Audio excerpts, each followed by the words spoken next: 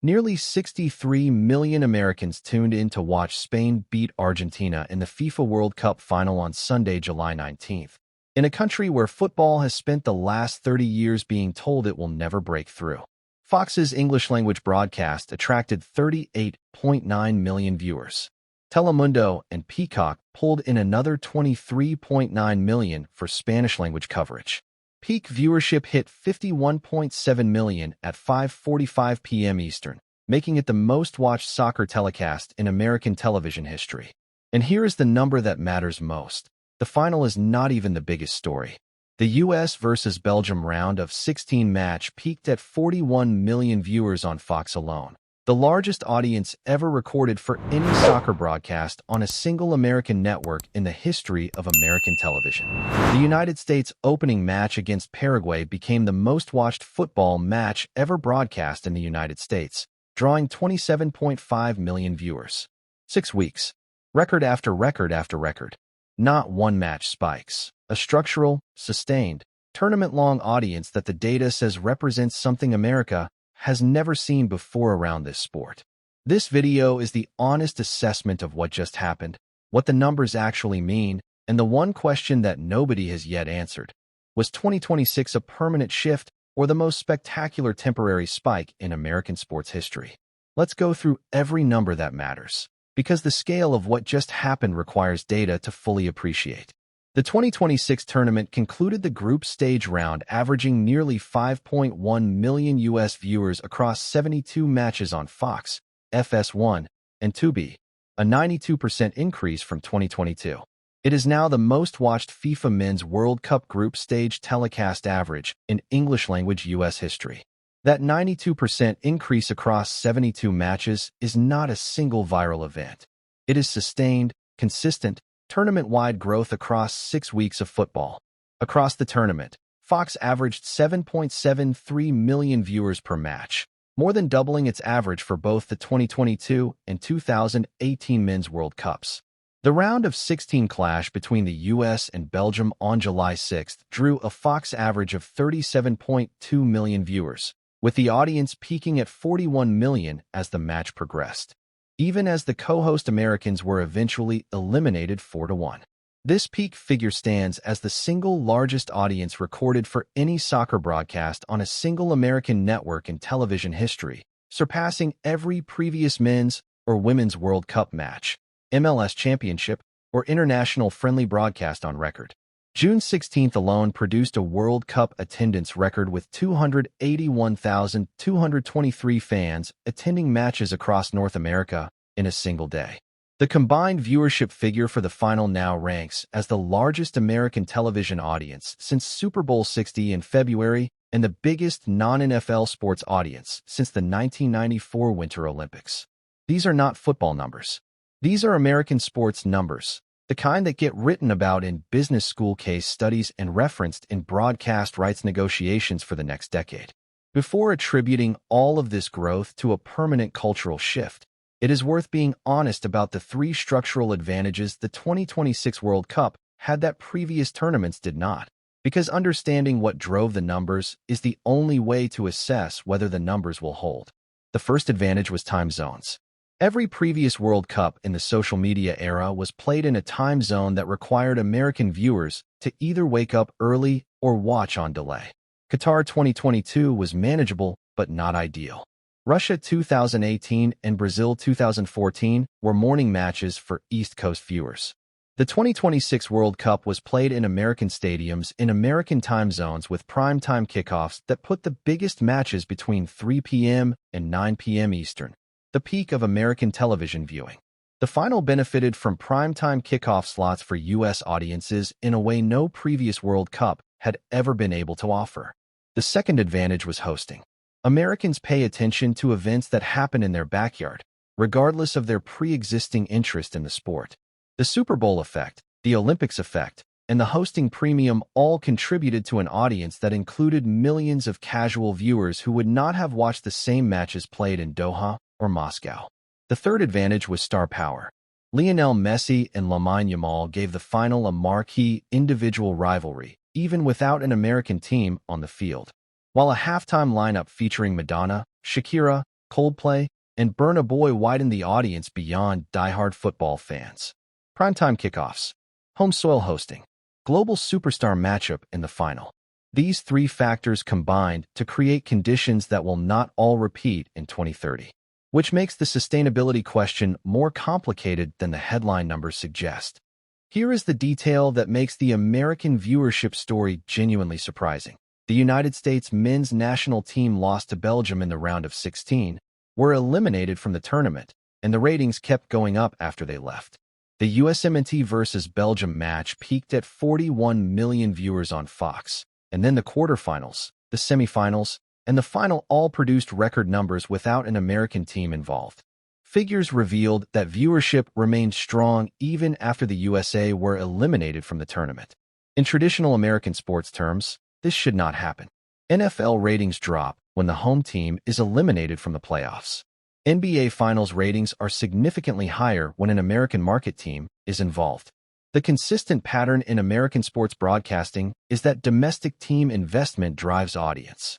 But the 2026 World Cup broke that pattern, not just with casual viewers watching the final because it was a cultural event, but across every round of the knockout stages. With more than 84 million Americans having watched at least some Fox coverage by the tournament's midpoint, well before the knockout rounds even began generating their largest audiences, the final cumulative U.S. reach figure is expected to represent one of the largest television audiences for any event in American broadcast history, sports or otherwise. 84 million Americans watching some coverage before the knockout rounds even began. That number suggests something more than a home soil novelty effect. It suggests a genuine broadening of the sport's American audience, one that does not fully depend on an American team competing. The headline numbers tell one story. The Spanish-language numbers tell a different and equally important one, because the growth on Telemundo and Peacock represents a structural change in American sports broadcasting that extends well beyond the 2026 World Cup. When combined with simultaneous Spanish-language coverage on Telemundo and Peacock, the U.S. versus Belgium match's total combined audience reached 50.1 million viewers.